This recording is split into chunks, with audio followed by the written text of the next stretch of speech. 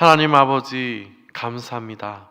하나님의 섭리 가운데 우리를 인도하사 어제 하루의 삶을 다시금 돌아보고 오늘 하루를 또한 하나님께 올려드릴 수 있도록 이렇게 새벽에 모이게 하신 것 감사드립니다. 하나님 앞에 나왔사오니 정결케 하시고 하나님과 긴밀한 교제의 시간 되게 하여 주시옵소서.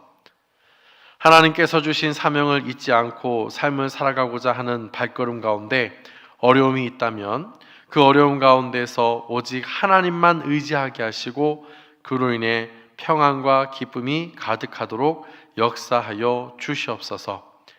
교회 안에서 어린아이로부터 시작하여 장년에 이르기까지 하나님이 맡겨주신 사명을 잘 감당할 수 있도록 맡겨진 삶의 자리에서 복음의 능력을 의지하는 성도들 되게 하여 주시고, 다음 세대가 삶의 자리에서 무엇을 하든지 오직 하나님만을 사모하고 하나님께만 영광이 되는 삶이 되도록 인도하여 주시옵소서.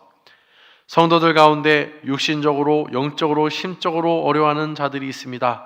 그들을 어루만져 주사 회복시켜 주시고 회복되어지는 과정 속에서 더욱 하나님 앞에 나아가는 성도 되게 하사 성숙되어지는 귀한 시간이 될 수 있도록 인도하여 주시옵소서. 새벽에 나와 간구하는 기도 제목이 있습니다. 그리고 입술로 고백하지 못하지만 마음속에 소원함이 있습니다. 그 모든 소원 가운데 하나님께서 역사하여 주시고 응답하여 주시옵소서. 하나님의 말씀을 들을 때 성령의 조명하심으로 하나님의 말씀을 밝게 알게 하여 주시고 말씀을 붙들고 오늘 하루를 승리하며 삶을 살아가는 모든 성도들 다 되게 하여 주시옵소서. 이 시간 간구한 기도 제목 가운데 하나님께서 역사해 주실 줄 믿고 선한 길로 인도하여 주실 줄 믿고 예수님의 이름으로 기도드립니다. 아멘. 오늘 함께 나눌 말씀은 신명기 22장 1절에서 12절까지의 말씀입니다. 1절입니다.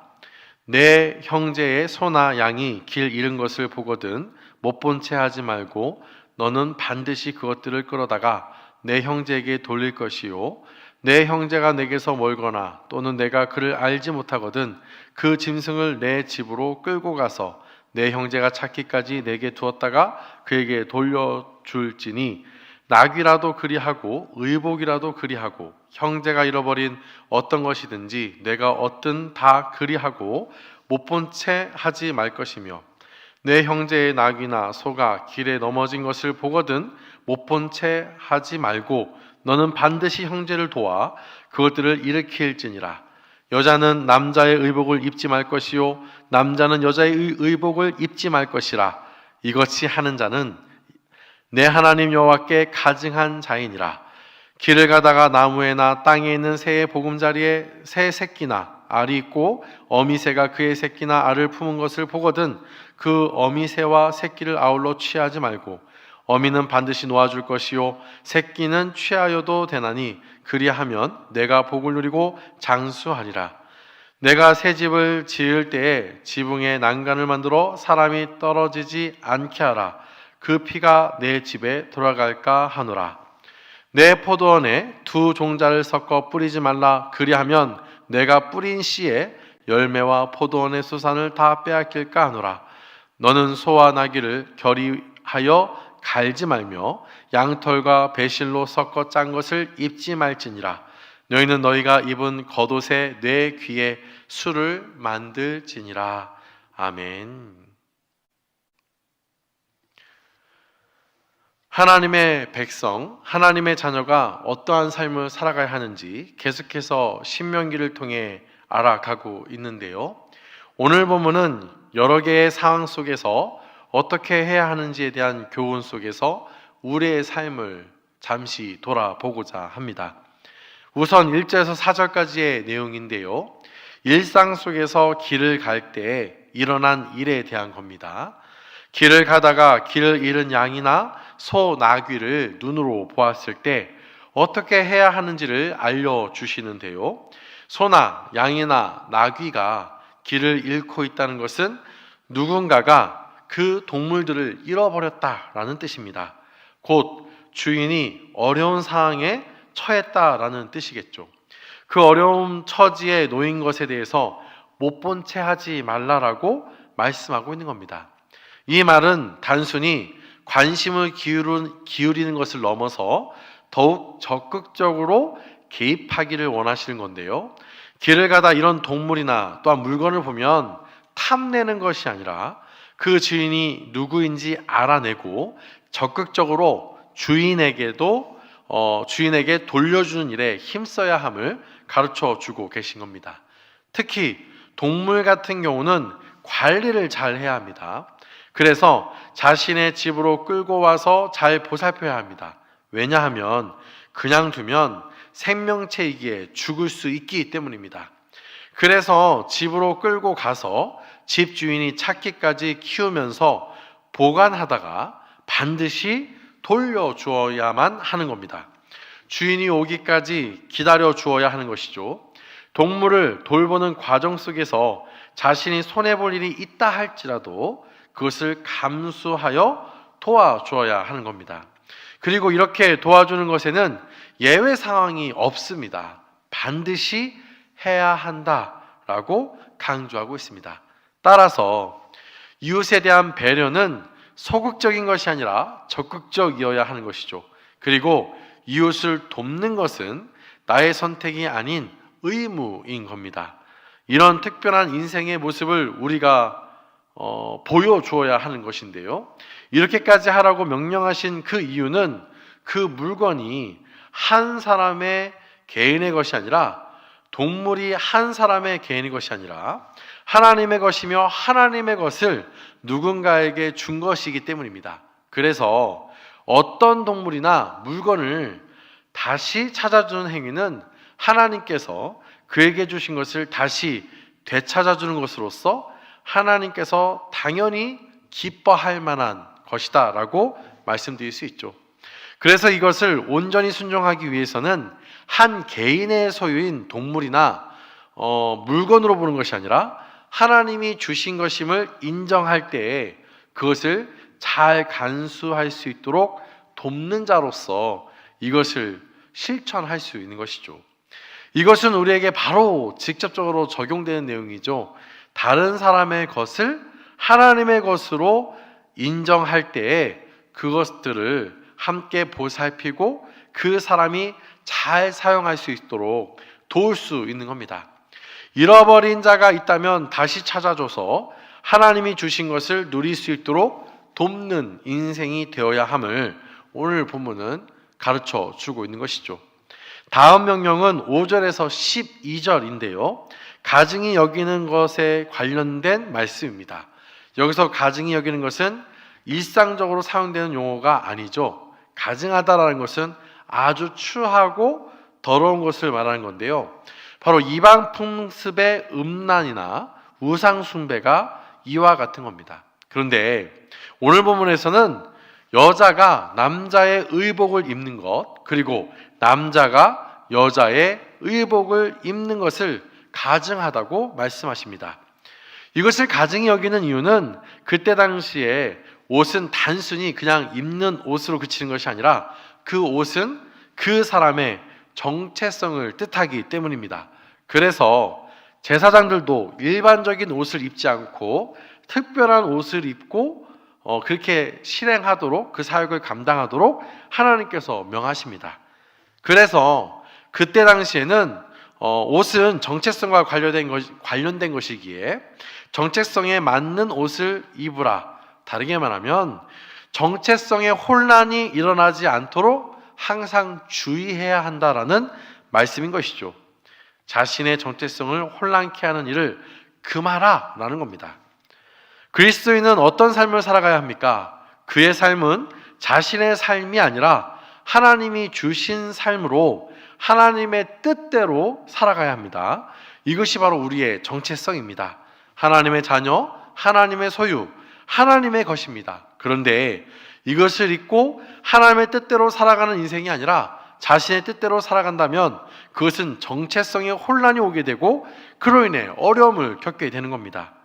이런 일들이 일어나지 않도록 하라는 말씀인 것이죠.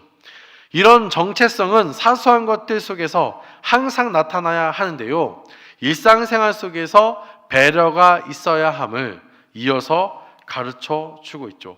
곧 이런 정체성의 올바른 삶은 바로 배려의 삶이다라는 의미도 담겨져 있는 것 같습니다. 바로 6절에서 7절인데요. 길을 가다가 새의 둥지를 발견한다고 생각해 보세요. 어찌 해야 됩니까? 어미만 가져가면 새끼는 죽게 될 것입니다. 그리고 여전히 부활을 기다리는 알들이 있으면 어미가 없으면 깨어나지 못한 채 죽음을 맞이하게 될 것입니다. 어미를 남기게 되면 남긴 자들은 곧 생명을 계속 유지하게 되죠. 남겨진 새끼들은 생명이 유지됩니다. 그래서 새끼는 취해도 그 새끼를 보호하는 어미 또한 알을 보호하고 생명을 탄생시키는 그 어미에 대해서는 놓아 주어야 한다라고 말씀하고 계시고 반드시 꼭 놓아 주어야 한다라고 말합니다. 그런데 더 놀라운 것은 7절이죠. 사소한 일이지만 그리하면 복을 받고 장수할 것이라고 말씀하십니다. 왜 이렇게 미물 가운데도 배려를 해야 할까요?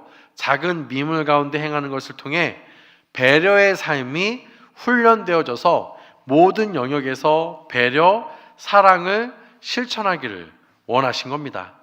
8절도 바로 배려와 관련된 이야기이죠. 지붕 위에서 발생할지 모르는 위험에 대해서 미리 방지함으로 누군가의 생명에 대해서 보호하고자 하는 마음을 갖고 그 일을 시작하라는 말씀입니다. 집을 짓는 상황 속에서도 남을 배려하는 마음이 있어야 하고요. 하나님의 사랑이 담겨져 있어야 하는 겁니다. 이것이 바로 신앙이라는 것이죠. 9에서 11절은 농사를 지을 때 두 종자를 섞지 말라라고 하십니다. 이 두 종자를 섞는다는 것은 하나님이 주신 것에 자신들의 방법, 곧 인간적인 방법을 첨가시키는 행위입니다. 소와 나귀를 짝하는 것도 소 한 마리보다는 또 나귀를 포함하면 더 효율적이라고 생각이 되어져서 한 인간의 지식에서 나온 행동일 겁니다. 양털과 배실을 섞는 것이 더 나을 거라고 생각하는 것도 동일합니다. 그런데 여기서 우리가 잊지 말아야 하는 것은 무엇이겠습니까? 하나님께서 그들에게 주신 순리가 무엇인지, 하나님이 원하신 것이 무엇인지를 분명히 생각하고 이것을 실행해야 하는 것이죠. 하나님의 말씀에 순종해야 하는 겁니다. 인간의 생각은 하나님의 말씀에 순종하는 데에만 향해야 합니다. 중요한 것은 순리에 따라서 하나님을 믿고 하나님께 맡김으로 삶을 살아가는 겁니다. 하나님께서 각자 맡겨진 일들이 있고 그 역할들이 있습니다. 그것을 존중하고 그것을 통해 하나님께서 행하실 것을 믿고 나아가야 함을 우리는 이 본문을 통해 깨달아야 하는 것이죠. 그냥 인간의 생각과 또한 고민 속에서 이렇게 하면 좋지 않을까 해서 하는 그 시도들이 하나님의 순리에 맞는지 하나님의 방향과 맞는지를 생각해야 한다는 것이죠. 사소한 것들이지만 이와 같은 것들을 통해 바로 하나님이 원하신 것은 바로 훈련시키기를 원하신 겁니다. 바로 하나님의 백성다운 그 정체성을 온전히 갖는 삶이 무엇인지 바로 배려의 삶이며 또한 정체성을 혼란케 하는 일들을 하지 않는 그러한 것들로 항상 훈련이 되어져야 한다는 것이죠. 자, 그러면 이와 같은 삶을 온전히 이루기 위해 우리에게 필요한 것은 무엇일까요? 12절을 보시면 입는 겉옷의 내 술에 술을 만들라 라고 말씀하십니다. 이 말의 의미는 겉옷의 귀에 술을 만드는 것은 바로 그 술을 만드는 그곳에 경문을 달게 되어 있습니다. 하나님의 말씀을 넣고 다녔다라는 것이죠. 곧 자신의 정체성을 기억하라는 겁니다. 하나님의 말씀을 기억하고 그 말씀을 통해서 자신의 정체성, 하나님의 백성이 됨 그리스도인이라는 사실을 잊지 않고 매 순간 우리의 삶이 우리 가운데 살아갈 때 하나님의 말씀 안에서의 삶이 항상 있을 때 하나님께서 놀라운 은혜 속에서 그 정체성을 분명히 알게 하시고 살아가도록 이끄신다라는 것이죠. 사랑하는 성도 여러분, 우리는 그리스도인입니다. 다른 사람에 의해서 정체성이 결정된 것이 아니라 하나님께서 우리에게 정체성을 주셨습니다. 그에 마땅한 삶을 위해 우리는 어찌해야 되는 겁니까? 일상생활 속에서 하나님의 말씀대로, 또한 하나님의 말씀대로 살아가는 이 훈련이 사소한 일들 가운데에서 훈련되어져서 하나님의 복을 누리기를 하나님은 원하고 계신 것이죠. 그래서 우리는 꼭 잊지 말아야 하는 것, 정체성을 잊지 않고 정체성에 맞는 삶을 살아가야 합니다. 매 순간 배려의 삶을 살아가야 하고요. 또 하나님이 기뻐하시는 하나님 사랑과 이웃 사랑을 실천해야 되고요. 하나님이 주신 것을 인정하고 또한 그것을 놓고 순리에 따라 지혜롭게, 인간의 생각이 아닌 하나님의 말씀을 전제로 지혜롭게 삶을 살아가서 진정 이 땅 가운데 선한 영향력을 끼치고 복을 받는 놀라운 은혜를 우리가 누려야 하는 것이죠. 이 내용들을 잊지 마시고 우리가 삶을 살아갈 때 하나님의 백성다운 모습, 그 정체성에 합당한 자로서 분명한 삶의 모습이 나를 통해 드러나 주변의 많은 자들에게 복음이 증거되어지고 또한 복의 근원이 되는 놀라운 역사가 나의 삶 가운데, 우리의 가정 가운데, 우리 믿음의 공동체 가운데 넘치게 해달라고 이 시간 기도하며 나아갈 수 있는 우리 모든 성도님들이 다 되기를 간절히 소망합니다. 오늘 말씀을 생각하시면서 기도하시고 각자 개인 기도함으로써 기도회를 마치도록 하겠습니다. 기도하시겠습니다.